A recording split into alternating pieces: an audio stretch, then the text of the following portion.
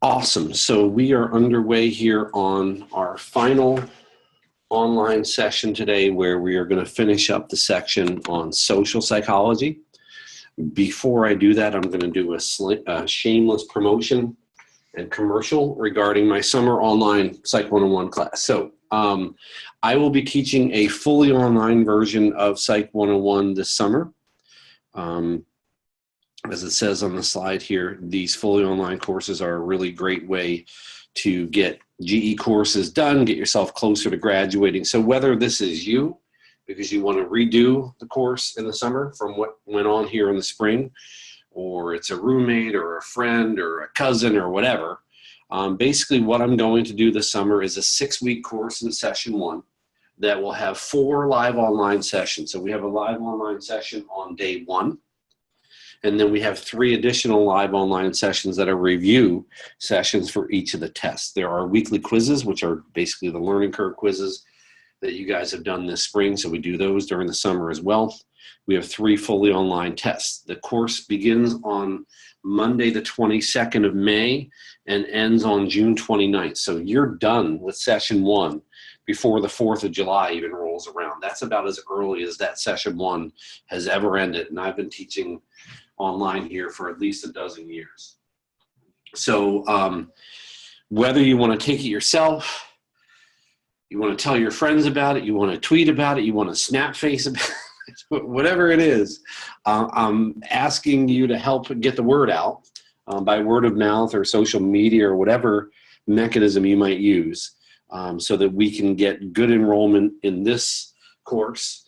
Because as it says here, you know, it's a really terrific way for us to make sure students are staying on track and getting done what they need to get done. So again, if you've got friends or people you work with or roommates or whoever who might be a good candidate for this, just let them know about it. And if you've got good things to say about me, you can add that in as well. Any questions about that at all?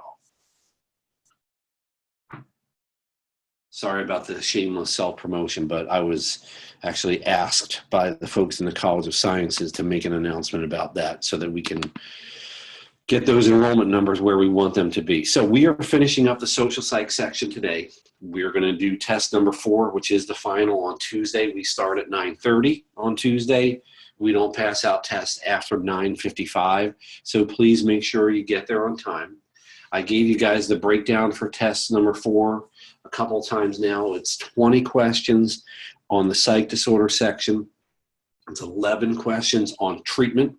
Those were the 2 recordings that I shared with you guys via the announcement in Blackboard that also went out via email. And then the final 9 questions are on social psych. So again, 20, 11, and 9. Your remaining learning curve quizzes are going to be due Monday night at 11. And so make sure you get those done. That's the end of that point total. And then sometime midweek next week, I will transfer over your grand total for those quizzes into Blackboard. There'll be a new item in Blackboard that will say, you know, learning curve quiz total or something. Remember, it's 120 max. If you have more than 120, I'll just knock it back down to 120. If you've got less than 120, you'll get whatever that total is. Okay? Any questions about those or other end of semester housekeeping details before we continue on here in the social psych section? All right, so what we did together on Tuesday was the social influence section, and I think the very best way to pull that all together is via this little table here. So as we look at this table together one more time, we've got a list of the researchers in the first column. We've got a list of what each of those researchers did, and then we've got a list of what their findings were. So as you peruse this right now, especially looking at bold and underlined terms, things should be familiar, right? Triplet ruling the fishing line, most doing better, some doing worse. Zions, social facilitation research. The presence of others increases arousal, but that only helps dominant or well-learned responses. It actually negatively affects novel responses. Sharif was the autokinetic effect guy, right? The dot on the wall. Ambiguous social situations were influenced by others. Ash, studying peer pressure, basically, or conformity, using Confederates to try to pressure someone into giving incorrect answers, which they ultimately do at a rate of about 3 out of 8 times.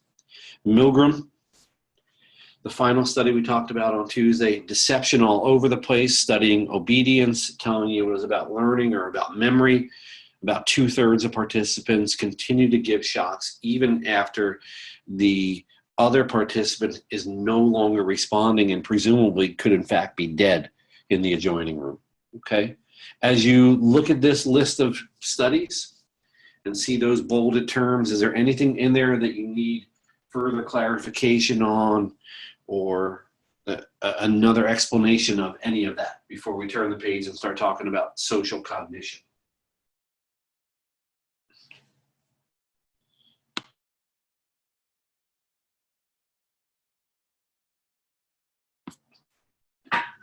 All right, looks like we're good. No one is chiming in with any kind of questions. So let's talk about this section on social cognition, where we're now going to start talking about how we think about other people and their behaviors. So attributions, as we're going to discuss them this morning, are explanations for other people's behavior. Okay, why did this person do what they did?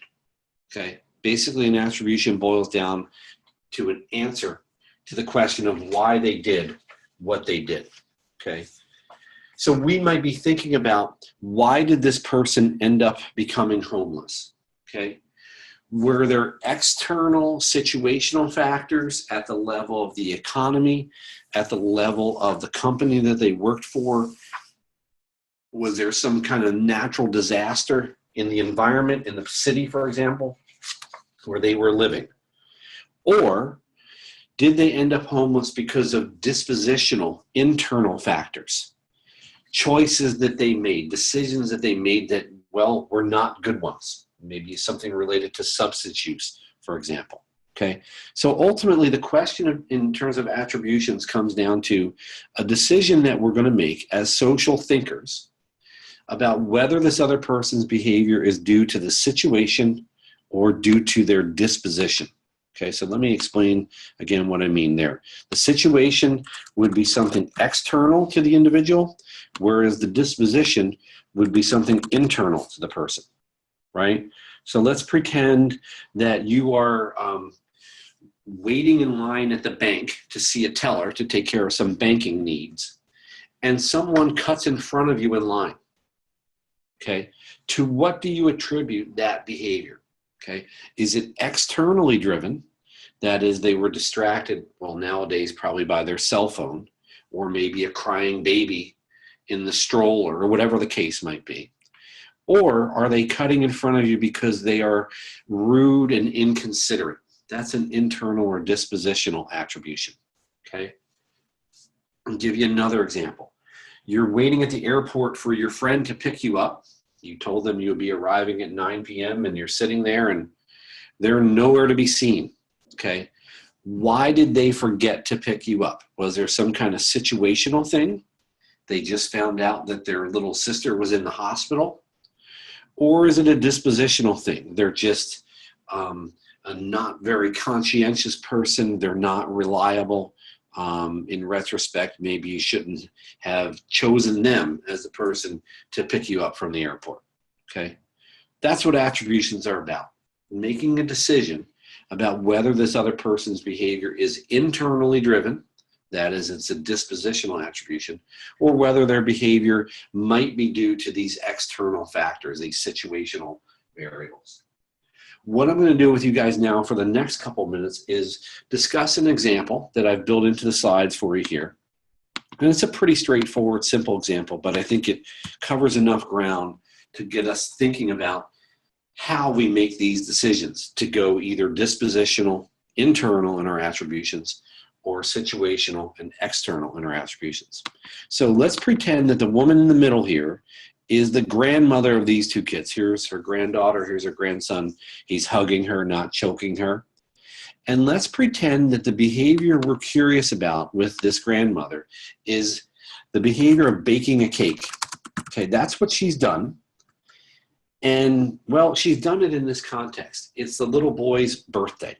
Okay, so the question is, in terms of our social cognition, our social thinking, coming up with an attribution is, why did she do that? Okay.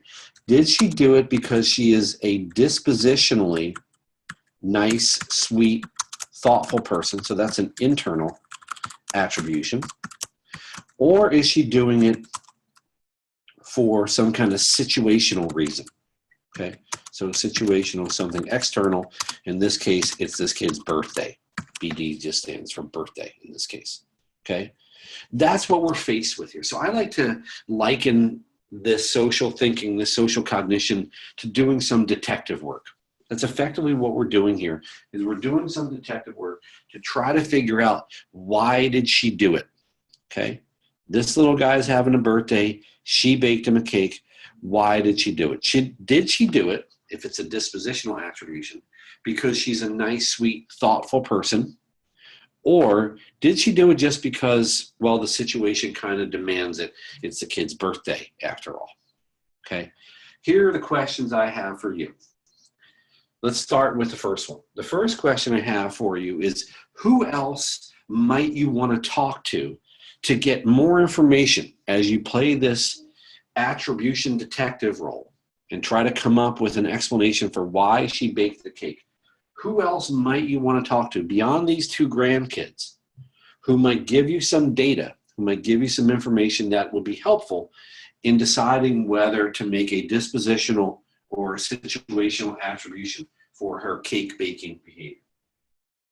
Okay, Zoe wants to talk to the kid's parents. Fantastic. One of them would be this woman's son or daughter. Okay, that's a great idea. Who else could we talk to get additional data? The grandfather, so her husband. Okay, that's a good idea. Let's run with that. So Anna's got that as another idea. Who else might be useful sources for us to get more information about this lady? And you could be creative here. You could say, you know, maybe what we'll do is we'll talk to her friends. I like Omar's idea, right? We'll talk to her friends. We'll talk to her neighbors, people she hangs out with at the coffee shop or the local senior center or whatever the case might be. Fantastic. That's a lot of different people. And importantly, people who see her in different contexts, right? It's not just people who see her within the family, but they see her within the community, maybe in other kinds of situations, other kinds of contexts where they could shed some light on what she's like. Now, the second big question after who do we want to talk to is, what do we want to find out from them? What kinds of questions do you have for her husband, for her son or daughter, the parents of these kids, for her neighbors, for her friends in the community? What do you want to ask those folks? Tell me in the chat box.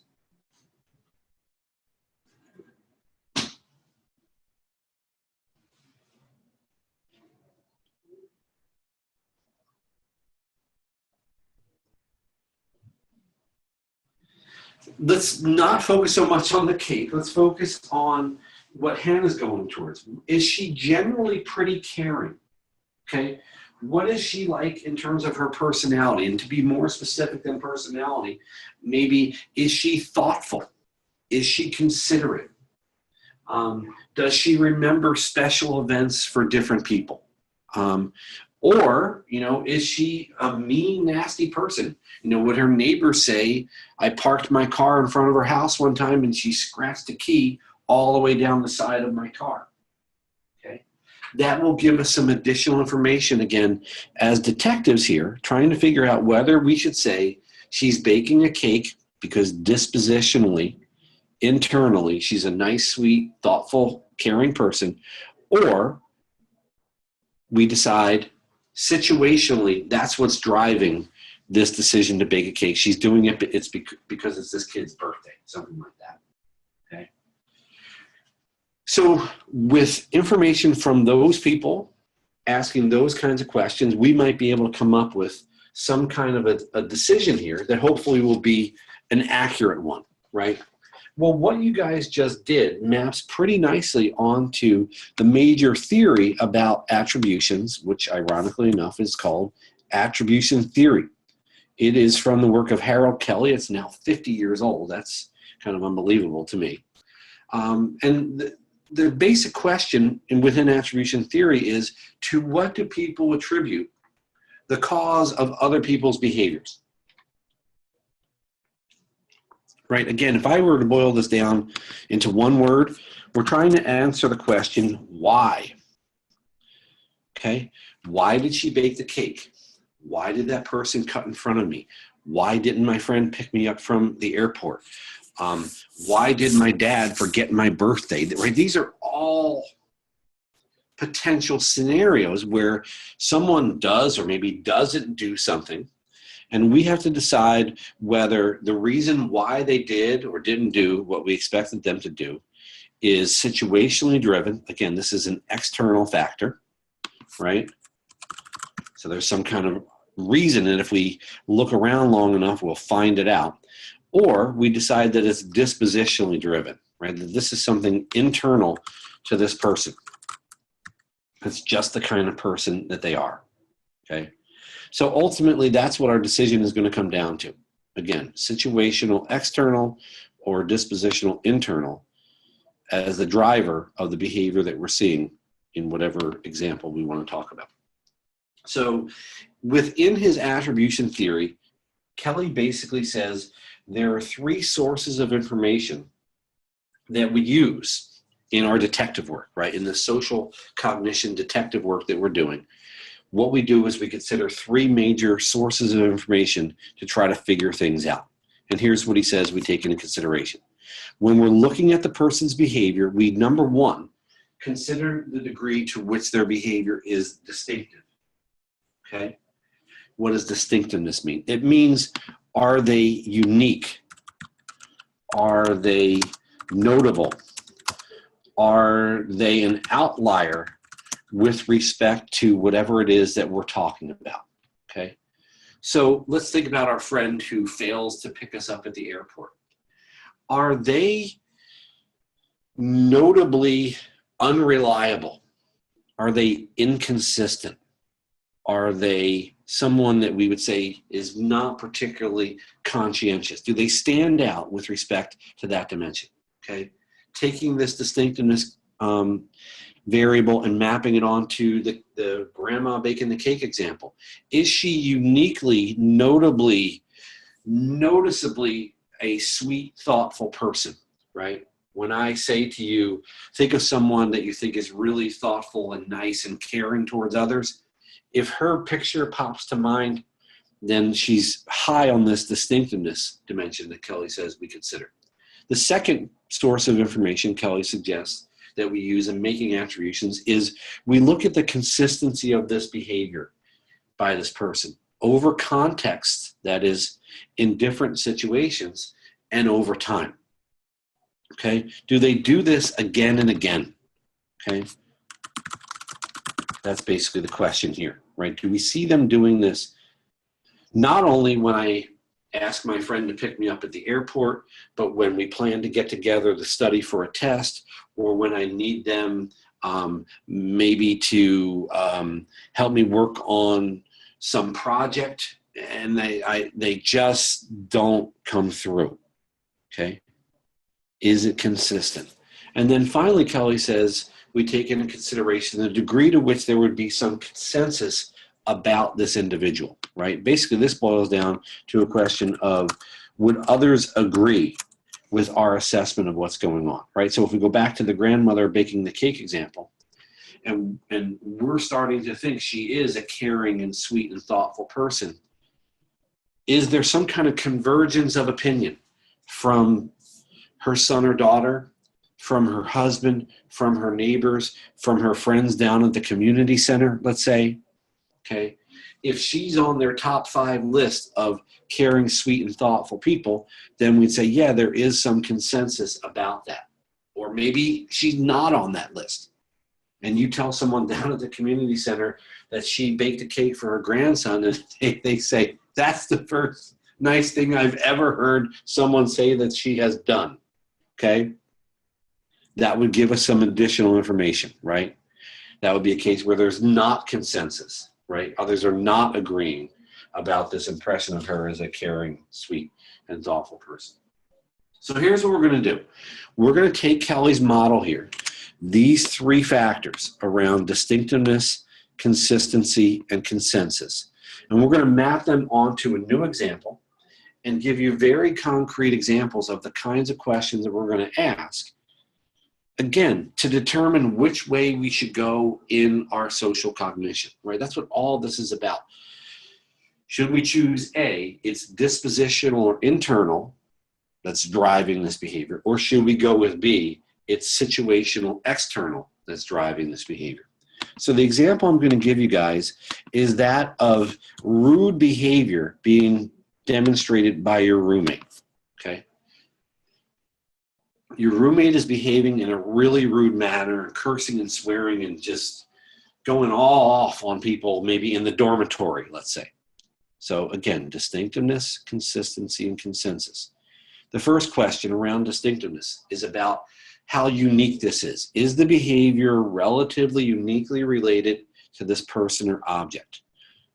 To be very specific about the roommate example, is your roommate ruder than anyone else that you've ever met? Okay. Do they stand out with respect to rudeness? Okay. Just to make this straightforward, let's say yes. You say, this person might be the rudest individual I have ever encountered. Okay.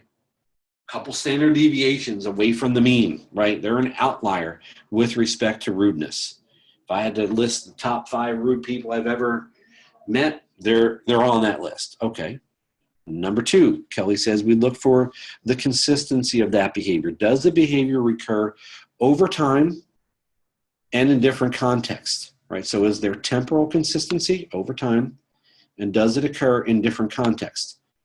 Not only at school, but also at work or in other kinds of social situations. Okay, for the roommate example, we could say, is your roommate pretty much always rude? Is this behavior something that occurs again and again over time, and not only in the dormitory, but in class, somewhere else on campus, during free time on the weekends? And if we say yes to that, now we've got some evidence that this is not unusual. It's not the first time they've ever engaged in rude behavior. Kelly's final factor is around consensus. Do other people agree with the assessment of the person, right? So if we ask the other people who live in the dorm, okay, the neighbors of this individual, would they agree that your roommate is a rude person? Would there be some kind of general consensus here? And let's just say that the answer to that is yes. They're like, not surprising at all. Okay, we are not shocked by what you're seeing here in this person's behavior. Okay, remember now, on the lower left side, I'm going to type in disposition, right? So dispositional attribution or situational attribution. Those are ultimately the 2 choices that we're left with when we're trying to explain why someone does what they do, in this case, behaving rudely. Dispositional means it's something within them. Situational means something else is going on that must be making them do these things. Well, let me ask you in the chat box. If you do run this analysis like we just did, and you come up with 3 yeses, this is a notably rude person, they are consistently rude, and everyone agrees that this person is a rude individual.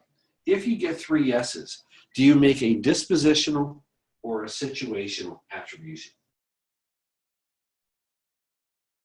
It's got to be dispositional, right? Makes total sense to say that now, right? Because we've got this preponderance of the evidence, if you will, right?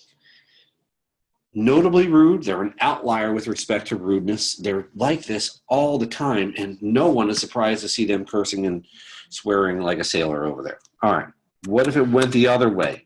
What if instead of 3 yeses, what if we had 3 no's? And he said, no, I don't think about her as a rude individual. I have never seen her curse like that. And man, the other people who live on the hall here, they would be shocked to see her doing that stuff.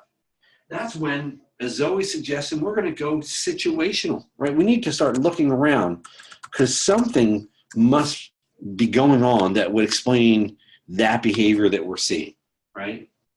This is not her, right? Versus 3 yeses, you're like, this is definitely her. This is the type of person that she is. Now, obviously, the very next question, if I stopped at this point for questions, would be, what if it was 2 yeses and 1 no? Or 1 yes and 2 no's? I'm going to leave those more gray areas for your social psych instructor to tackle with you. For our purposes, when I give you a question about these factors in action on the test on Tuesday, it's going to be very clear cut whether it's 3 yeses or 3 nos, or whether you should be going dispositional or situational in your attribution. Okay, let me stop there. Any questions about how we can map Kelly's attribution theory onto a real world example like this? If you do, just use the chat box for the question.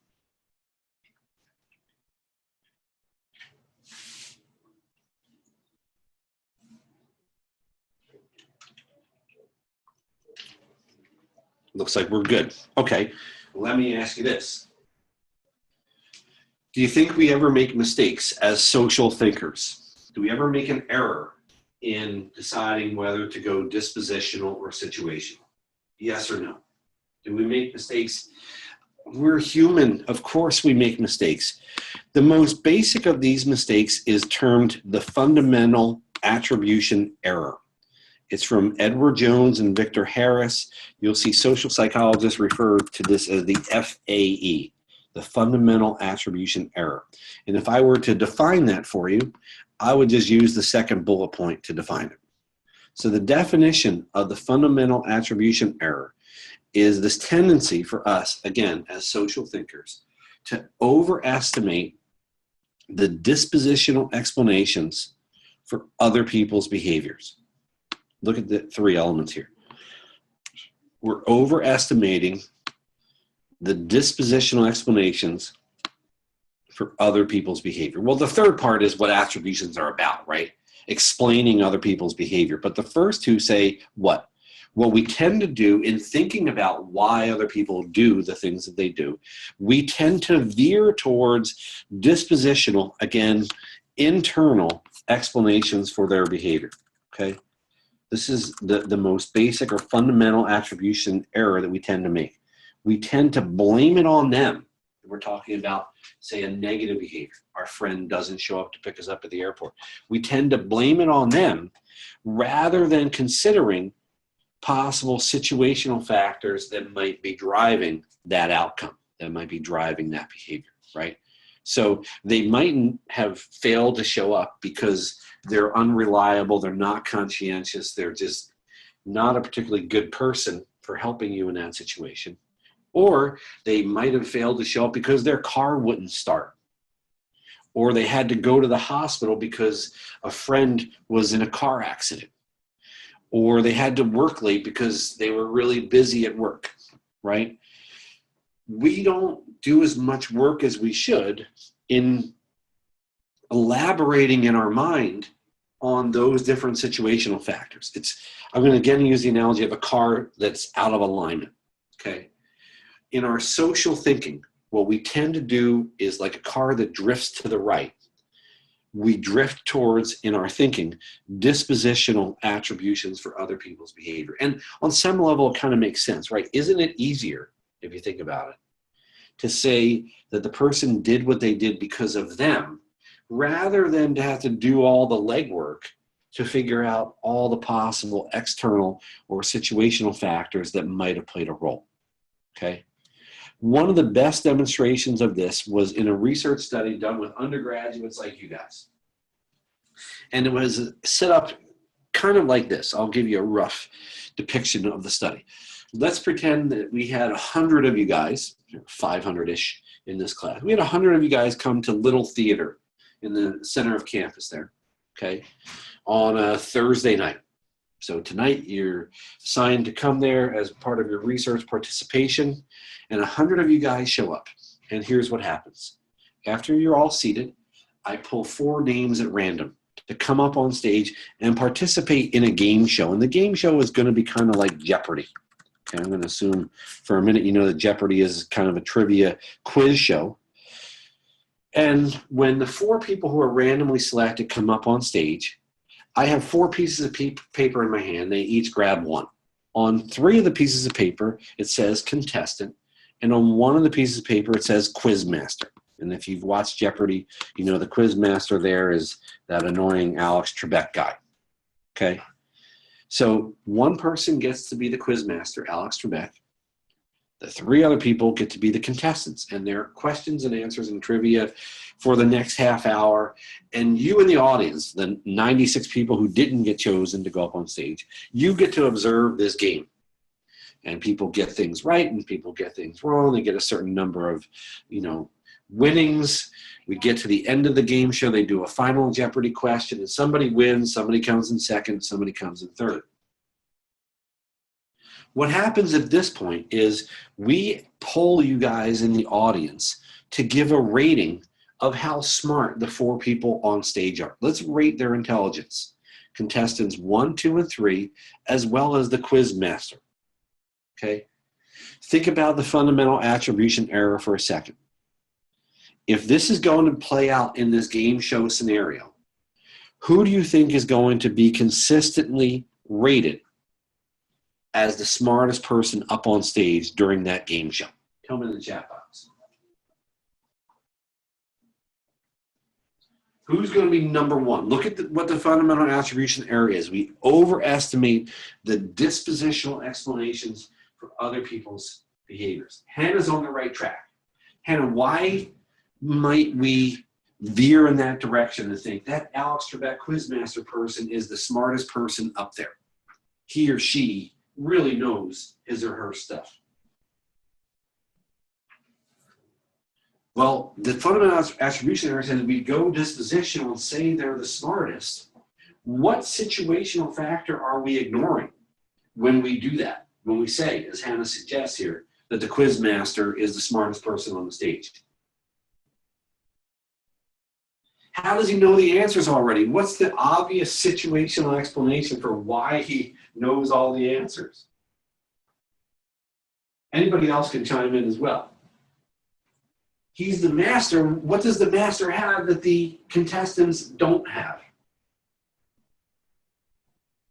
He's got the answers right in front of him. I mean, talk about an obvious situational explanation. Duh, like my 12-year-old would say, duh, right? He's got or she's got the answers right in front of him or her, right? That's what's going on here, right? But we tend to do what? Overestimate dispositional. Say he or she is really, really smart. Really? What about the situational explanation of the fact that the answers are on those cards right in front of him? Oh, I didn't really think about that. Again, what we're doing here is veering in that direction when we make the fundamental attribution error. Okay, so it's a really nice depiction of this in a research kind of setting, right? We veer in that direction in our social thinking. And again, on some level, it makes sense, right? It's easier just to say that guy is smarter, or it's easier to say our friend is just not considerate, or it's easier to blame the person for cutting in front of us and just say that they're a rude individual versus doing the legwork that requires thinking about lots of other potential explanations for why they're doing or maybe not doing what we want or expect them to do. Let me give you one more example of the FAE in action, and then I'll stop to see if any further clarification is necessary. This is from your textbook, showing you the FAE in action, right? The observer tends to think the actor's behavior is caused by internal characteristics, ignoring the role of the situation. So again, we veer towards internal dispositional attributions.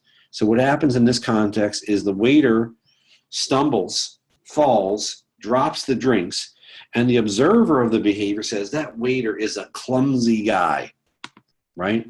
Clumsy is an internal dispositional attribution, isn't it? Sure. So what else might the observer be ignoring? They might be ignoring some other situational factors, right? What we might call external circumstances, such as the floor is slippery, or their shoe was untied, or some kid stuck his foot out and tripped him.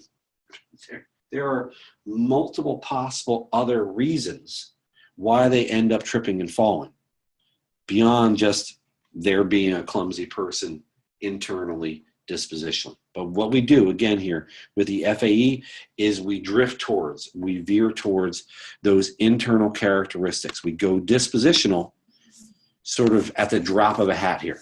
Okay, very, very quickly we tend to, again, overestimate the dispositional explanations for other people's behavior. All right, that was a lot of yammering by me. Let me stop. Questions about the fundamental attribution error, or honestly, questions about Kelly's model as we mapped it onto this example, or just questions about the three factors here, right? Distinctiveness, consistency, and consensus. If you've got it, just tell me that in the chat box so I know that you're with me.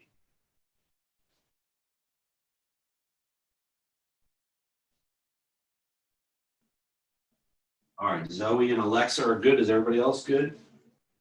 What do we got? 18 of you guys here. Is there an overestimation for situational? No. We tend to, in the most basic way, just veer towards this dispositional attribution. And I think it makes sense here, Francisco, because, like I said, that's easier. Isn't it just easier? There's a lot less legwork if you just blame it on the person instead of having to think through all the possible reasons why this might have happened or why they might have done what they did. Okay? All right, let's see if you've got this by letting me give you guys a little polling question here as we're down to the final few slides of the semester, and I'm getting really kind of excited here. Year 17 is about to finish here in my illustrious teaching career. So here's the deal. Check out this question. Your professor might be making the fundamental attribution error if she came up with which of the following explanations for the poor performance of her class on the first exam. Which one of those sounds like the FAE in action?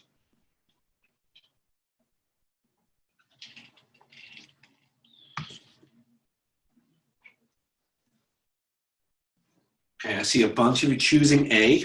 I'm going to ask you to explain why it's A and not some of those others. Why not B or C or D? What's going on in A that shows the FAE in action?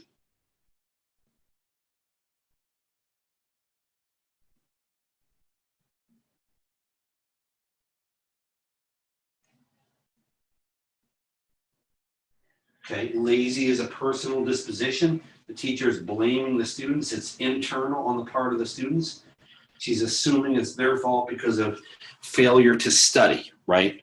So what are we doing? Overestimating the dispositional explanations for other people's behavior, right? These others are all external to the student. It's a bad teacher. There was distracting stuff going on during the test. The test was unfair or too difficult. It wasn't even about the topic that we were talking about. So that first one, right, is where we go and veer towards what? We veer towards dispositional attributions for other people's behavior. So definitely A would be the FAE scenario for that question. Good. Any questions on that at all?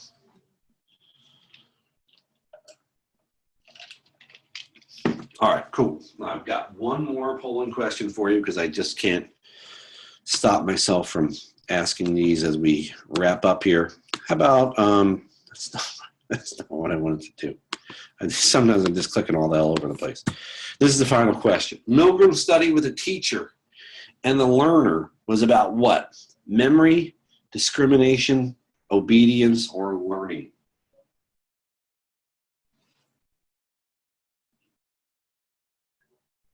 Yeah, you better know that, right? You better know that that's the obedience study. So he's creating the situation where there's a pressure to obey the authority figure, the white lab coat guy. He very sternly tells you to continue. We saw the guy in the video actually get up and say, I'm not going to hurt that guy or not going to kill that guy. The most amazing part actually in the aftermath of the Milgram study was that when Milgram was asked how many of the participants actually got up and went into the adjoining room to check on the guy in the suspenders, who presumably could have had a heart attack at some point. Milgram said none of them. 0 participants basically said, screw you to the white lab coat guy. I'm going to make sure that the guy in the suspenders is okay. None of them did that, which is, kind of horrific on some level. All right, so guess what? we're now at the point where I get to put up my favorite slide of the semester, the slide that says the end. So we have come to the end of the journey here through Intro Psych. We started with history of psychology, biological psych. We talked about research methods. We talked about learning and memory, sensation and perception. Good Lord, we did cover a lot of ground. Our final segment here was on social psych. We spent a fair amount of time talking about social influence on Tuesday. We did social cognition today. The rest of test 1, again, is psych disorders and treatment. 20 questions on the disorders, 11 on treatment, the final 9 questions on social psych. Are there any final questions from you guys really on anything from this last part of the course? Just so it's captured in the recording one more time, I want to get that slide up about the summer online course. If you or friends or loved ones are interested in taking the course, we're going to be starting up on the 22nd of May and doing this rapid run through Psych 101. It's basically, instead of 15 weeks, it's 6 weeks. So I always tell people we're going 2.5 times faster than we do in the fall or the spring. Okay. Any final questions or comments or anything from you guys before we wrap up? We'll finish up the recording here and get it posted on Blackboard as soon as I can for your classmates. I recommend supplemental instruction sessions between now and Tuesday. I certainly recommend that you complete any remaining learning curve quizzes that you haven't done here in the final segment of the course. So get those done. Those are easy points, certainly. And I appreciate you guys being here, not only today, but when I look at the participant list, I know a lot of you guys have been here relatively consistently, so I appreciate that. I think it makes it better for you guys, and I think it actually helps your classmates who watch the recordings to have real people here. I'm going to throw my video out there so you know here I am in my office. There's my second computer there where I can keep track of what's going on. If you guys want to throw your video out at us for a second so I can see some faces, you can do that. You don't have to, but I thought that would be a fun way to wrap up today. All right. You're welcome, Francisco. You guys have been a good crew. Good luck with the studying. If things come up, you can email me. You can go to SI sessions. Whatever you think will be maximally helpful, do it. There's Francisco. He's there. Anybody else wants to wave at the camera? We've been pretty light on the camera all semester long, but now it's just, you know, fun chaos day here at the end. Zoe is shedding a tear.